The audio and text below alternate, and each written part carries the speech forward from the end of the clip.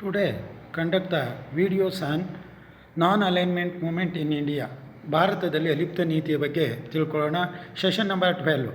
Meaning NAM exposes ideas such as the right self-determination, anti-apartheid, anti-colonialism, national independence, territorial integrity, and sovereignty of nations, and disarmament against racialism, imperialism in all forms, non-military force against foreign occupation and domination. ಅಲಿಪ್ತ ನೀತಿ ಅಂತಕ್ಕಂಥದ್ದು ಬಹುದೊಡ್ಡ ಒಂದು ಶಕ್ತಿಯಾಗಿ ಭಾರತ ಮತ್ತು ಅನುಯಾಯಿ ರಾಷ್ಟ್ರಗಳಲ್ಲಿ ಪ್ರವರ್ಧಮಾನಕ್ಕೆ ಬಂತು. ಈ ಒಂದು ವ್ಯವಸ್ಥೆ ದೇಶದ ಅಸ್ತಿತ್ವಕ್ಕೆ ಮತ್ತು ಸ್ವಾತಂತ್ರ್ಯಕ್ಕೆ, ಸಾರ್ವಭೌಮತೆಗೆ ಒಂದು ಸೂಕ್ತವಾದಂಥ ವೇದಿಕೆಯಾಗಿ ಮಾರ್ಪಟ್ಟಿತ್ತು. ಈ ಒಂದು ವ್ಯವಸ್ಥೆ ಅಸ್ತಿತ್ವಕ್ಕೆ ಬರುವುದ್ರ ಬಗ್ಗೆ ಫಾರ್ಮೇಷನ್ ಅಥವಾ ಸಂಘಟನೆ ಅಥವಾ ರಚನೆ ಯಾವ ರೀತಿಯಾಗಿತ್ತೆ ನೋಡೋದಾದರೆ, NAM was formed during the cold war largely on the initiative of them. Yugoslavia president Joseph Broz Tito did not align themselves with either USA or USSR but sought the remain independent or neutral. It was struggle for independent area. Africa, India adopted the policy of non-alignment, high alignment, because it gave India the power to take international decisions and steps the several rather than the interest of the superpower and their alliance as attempt of maintain sovereignty. Founder Joseph Brizo Tito, Jawaharlal Nehru, Gamal Abdul Nasser, Sukarno, Kwame, like the founder of non-alignment movement. ಈ ಒಂದು ವ್ಯವಸ್ಥೆಯನ್ನು ಸ್ಥಾಪನೆ ಮಾಡಿದಂಥವ್ರು Nehru, Kwame, Tito ನಂತರದಲ್ಲೇ ಸುಕಾರ್ನೋ ಇವರೆಲ್ಲರೂ ಸೇರಿ ನಾನ್ ಅಲೈನ್ಮೆಂಟನ್ನು ಪ್ರಾರಂಭ ಮಾಡಿದರು. ನಾನ್ alignment ಭಾರತದ ವಿದೇಶಾಂಗ ನೀತಿಯ ಅಡಿಗಲ್ಲು ಅಥವಾ ಮೂಲಭೂತ ತತ್ವವಾಗಿದೆ. ಈ ಒಂದು ತತ್ವ ನಾನ್ ಅಲೈನ್ಮೆಂಟ್ ಅಂತಂದರೆ ತಟಸ್ಥವಾಗಿರ್ತೀವಿ ಅಂತ ಎಲ್ಲ ಕ್ಷೇತ್ರದಲ್ಲೂ ಹೇಳೋಕ್ಕಲ್ಲ. ನಮ್ಮ ಅಸ್ತಿತ್ವಕ್ಕೆ, ಸ್ವಾತಂತ್ರ್ಯಕ್ಕೆ ಧಕ್ಕೆ ಆದಾಗ ನಾವು ಆಕ್ರಮಣ ಮಾಡಬೇಕಾಗ್ತದೆ. ಆದರೆ ಅನಗತ್ಯವಾಗಿ ನಾವು ಯಾವುದೇ ರೀತಿಯಾದಂಥ ಒಂದು ಆಕ್ರಮಣಕಾರಿ ಧೋರಣೆಯನ್ನು ತೋರಿಸ್ದೆ ಶಾಂತಿ, ಸುವ್ಯವಸ್ಥೆ, ಸಹಿಷ್ಣುತೆ, ಸಹಕಾರ ಮನೋಭಾವನೆಯಿಂದ ಇರಬೇಕು ಅಂತಕ್ಕಂಥದ್ದು ನಾನ್ ಅಲೈನ್ಮೆಂಟ್ನ ಪ್ರಮುಖವಾದಂಥ ಒಂದು ಉದ್ದೇಶ. ನ್ಯಾಮ್ ಎಂಬತಕ್ಕಂಥ ಒಂದು ವ್ಯವಸ್ಥೆ ಸ್ಥಾಪನೆಯಾಗುವ ಉದ್ದೇಶಗಳಾದರೂ ಏನಿತ್ತು ಅಂತ ನೋಡೋದಾದರೆ, ಪ್ರಿನ್ಸಿಪಲ್ಸ್ ಅಂತಂದರೆ ನಾನ್ ಇಂಟರ್ಫಿಯರೆನ್ಸ್ ಇನ್ ಡೊಮೆಸ್ಟಿಕ್ ಅಫೈರ್ಸ್. ಒಂದು ದೇಶ ಮತ್ತೊಂದು ದೇಶದ ಆಂತರಿಕ ವಿಷಯಗಳಲ್ಲಿ ಹಸ್ತಕ್ಷೇಪ ಮಾಡೋಂಗಿಲ್ಲ. ಈಕ್ವಾಲಿಟಿ ಆ್ಯಂಡ್ ಮ್ಯೂಚುವಲ್ ಬೆನಿಫಿಟ್ಸು, ಸಹಕಾರ ಮತ್ತು ಸಮಾನತೆಯ ಆಧಾರದ ಮೇಲೆ ಹೊಂದಾಣಿಕೆ ಇತ್ತು. ಪೀಸ್ಫುಲ್ ಶಾಂತಿಯುತ ಸಹಬಾಳ್ವೆ, ಮ್ಯೂಚುವಲ್ ರೆಸ್ಪೆಕ್ಟ್ ಈಚ್ ಅದರ್, ಒಬ್ಬರನ್ನೊಬ್ಬರು ಸಹಕಾರ ಮಾಡ್ತಕ್ಕಂಥದ್ದು. Main objective of the NAM ಅಂತಂದರೆ, first one NAM nationalism opposed ಇಲ್ಲಿಗಲಿ alliance. According to the Nehru, non-alignment means attempt by a nation to keep itself aloof from the military blocs. We must have independent viewpoint of most of friendly relations with all countries.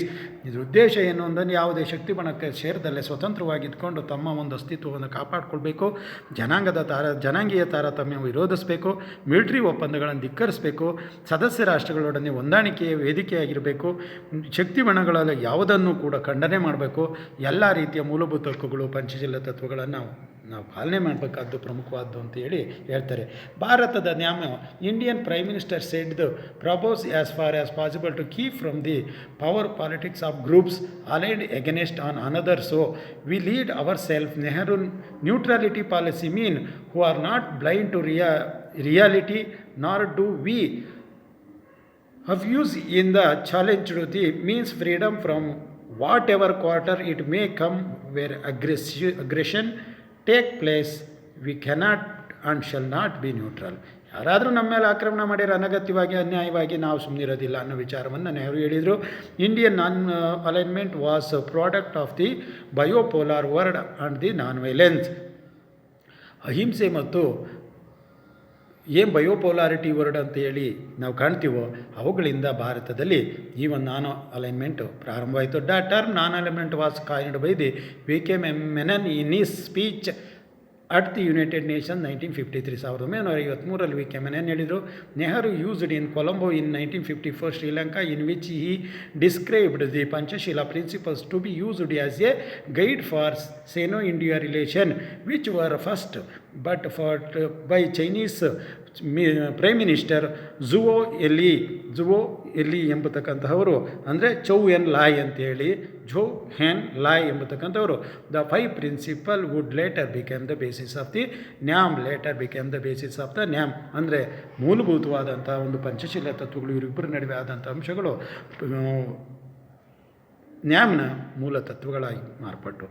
Non alignment movement it's on the 1947 relations meeting in New Delhi and the 1955 Asia-African Conference in Bandung, Indonesia. India participated in 1961 April 26th Belgrade Conference. It means the first non-alignment conference conducted by Belgrade in Yugoslavia that officially established of the non-alignment movement. More than nearly 24-25 countries participated in the NAM session. Indo-Pakistan war 1965 faced a situation of NAM countries saw a continuing the decline started. ಏನಿವೆ ಈ ಒಂದು ನ್ಯಾಮ್ ರಚನೆ 1950 ದೇಶಗಳು Africa ರಾಷ್ಟ್ರಗಳನ್ನು ಒಳಗೊಂಡಂತೆ ಬಾಂಡ್ಲೂಮ್ನಲ್ಲಿ ಸಭೆ ಸೇರಿ ಅಂತಿಮವಾಗಿ 1960 ಬೆಲ್ಗ್ರೇಡ್ನಲ್ಲಿ ಅಧಿಕೃತವಾಗಿ ಚಾಲನೆ ಆಯಿತು. ಸದಸ್ಯ ರಾಷ್ಟ್ರಗಳಿಂದ ಆರಂಭವಾದ ಅಲಿಪ್ತ ಚಳುವಳಿ ಅದರ ಸದಸ್ಯ ರಾಷ್ಟ್ರಗಳ ಸಂಖ್ಯೆ ಇವತ್ತು 115ಕ್ಕೆ ಏರಿಕೆಯಾಗಿದೆ. ಅಲಿಪ್ತ ರಾಷ್ಟ್ರಗಳು ಹೆಚ್ಚಾಗುತ್ತಿರುವುದು ಅದರ ಒಂದು ಜನಪ್ರಿಯತೆಯನ್ನು ತೋರಿಸ್ತದೆ. ಸ್ಟಾಲಿನ್ನ ಮರಣ ನಂತರ ಇದು ಮತ್ತಷ್ಟು ಅನುಕೂಲವಾಯಿತು. ಈ ಒಂದು ನ್ಯಾಮ್ ಆಗಿಂದಾಗೆ ಪ್ರಪಂಚದ ವಿವಿಧ ರಾಷ್ಟ್ರಗಳಲ್ಲಿ ಸಭೆ ಸೇರಿ ತಮ್ಮ ಒಂದು ಸದಸ್ಯ ರಾಷ್ಟ್ರಗಳಿಗೆ ಅಂತಾರಾಷ್ಟ್ರೀಯ ಮಟ್ಟದಲ್ಲಿ ಆಗ್ತಕ್ಕಂತಹ ಅಗತ್ಯತೆ, ಅನಿವಾರ್ಯತೆ ಮತ್ತು ಹೋರಾಟಕ್ಕೆ ಶಕ್ತಿ ತುಂಬುವಂಥ ಸಹಕಾರಿ ಮನೋಭಾವದಿಂದ ಆಗಿಂದಾಗೆ ಸಮ್ಮೇಳನಗಳನ್ನು, ಶೃಂಗ ಸಮರಗಳನ್ನು, ಸುಮಿಟ್ಸ್ಗಳನ್ನು ಮಾಡ್ತಾ ಇದ್ದಾರೆ. The conference heads state government of the NAM align country offer refer to as a NAM summit. First 6th September 1961 Yugoslavia ಬೆಲ್ಗ್ರೇಡ್ನಲ್ಲಿ ಪ್ರಥಮ ಸಭೆ.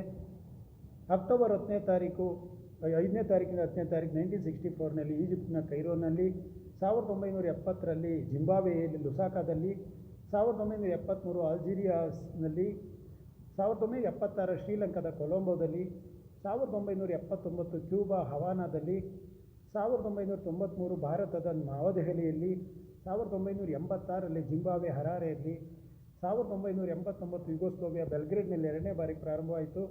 1992ರಲ್ಲಿ ಇಂಡೋನೇಷ್ಯಾದಲ್ಲಿ ಜಕಾರ್ತಾದಲ್ಲಿ. ಹೀಗೆ ಪ್ರತಿ 2-3 ವರ್ಷಗಳಿಗೊಮ್ಮೆ ಈ ಒಂದು ಸಭೆ ಸಮಾವೇಶ ನಡೀತಾ ಇದೆ. 2019 ಅಕ್ಟೋಬರ್ 25ರಿಂದ 26ರವರೆಗೆ ಅಜರ್ಬೈಜಾನ್ ಎಂಬತಕ್ಕಂಥ ಒಂದು ದೇಶದಲ್ಲಿ ಬಲ್ಕ್ ಎಂಬ ಒಂದು ಪ್ರದೇಶದಲ್ಲಿ ಮೀಟಿಂಗನ್ನು ಮಾಡಿದ್ದಾರೆ. ಈ ಮೀಟಿಂಗ್ನಲ್ಲಿ ಮುಖ್ಯವಾಗಿ ದೇಶದಲ್ಲಿ ಸಹಕಾರ ಮತ್ತು ಶಾಂತಿ ಭಾವನೆಯನ್ನು ವ್ಯಕ್ತಪಡಿಸಲಿಕ್ಕೆ ಈ ಒಂದು ಪ್ರಯತ್ನ. ಏನಿವೆ ನ್ಯಾಮ್ನ ಸಾಧನೆಗಳ ಬಗ್ಗೆ ನೋಡೋದಾಗೆ, it initiated an active international struggle, global peace, ಹೈಮಲ್ and cold war and militarism. ಅಂದರೆ ಜಗತ್ತಿನಲ್ಲಿ ಅಂತಾರಾಷ್ಟ್ರೀಯ ಮಟ್ಟದಲ್ಲಿ ಆಗ್ತಕ್ಕಂಥ ಜಾಗತಿಕ ಶಾಂತಿ, ಸೌಹಾರ್ದತೆ, ಶಸ್ತ್ರಾಸ್ತ್ರಗಳನ್ನು ವಿರೋಧ ಮಾಡ್ತದೆ. It prevented bipolarization of the world to great extent. ಅಂದರೆ ಧ್ರುವ ಜಗತ್ತನ್ನು ಯಾವ ರೀತಿಯಾಗಿ ವಿಸ್ತರಣೆ ಆಗೋದನ್ನು ಸ್ವಲ್ಪ ಮಟ್ಟಿಗೆ ಹಿನ್ನಡೆ ಅಥವಾ ಸಮಯ ಸನ್ನಿವೇಶವನ್ನು ಆಧರಿಸಿ ತಮ್ಮ ಅಸ್ತಿತ್ವವನ್ನು ಕಾಪಾಡಿಕೊಳ್ಳುವಂಥದ್ದು. ಸೊ ಇಲ್ಲ, it's clear call to end neo colonialism, ವಸಾಹತುಶಾಹಿ ನೀತಿಯನ್ನು ಕ್ಲಿಯರ್ ಆಗಿ ಕೊನೆಗೊಳಿಸಬೇಕು ಅಂತ ಹೊರಟಿದೆ. It consisted support to strengthening to the VN. NAM countries campaigned a new international economy equality. NAM was third world country, had also successfully ended the monopoly Western control. Non-violence policy followed the NAM. Against the imperialism, colonialism, opposed to the racial discrimination, apartheid policy, faith in Commonwealth nations, sympathy towards the divided nations, interest about to Austro-Asian nations, policy of peace, peaceful coexistence, faith in disarmament, faith in UN ಈ ರೀತಿಯಾಗಿ ಹಲವಾರು ದೃಷ್ಟಿಕೋನಗಳಲ್ಲಿ ತಮ್ಮದೇ ಆದಂಥ ಒಂದು ನಂಬಿಕೆಯನ್ನು ಲಕ್ಷಣಗಳನ್ನು ಹೊಂದಿ ಸಾಧನೆಯನ್ನು ಮಾಡ್ಕೊಂಬತ್ತಾ ಇದೆ.